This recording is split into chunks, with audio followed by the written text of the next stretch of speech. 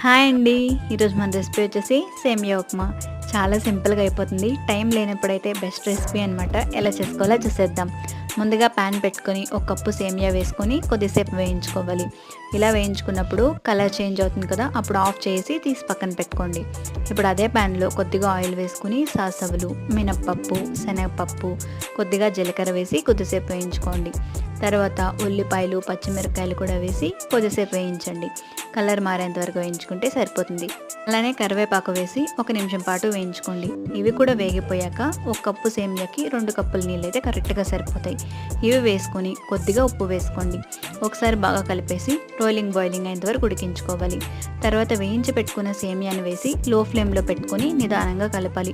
లేదంటే జిగుడుగా అయిపోతుంది. ఇలా కలుపుకున్నాక మూత పెట్టేసి ఒక 5 నిమిషాలు వదిలేయండి.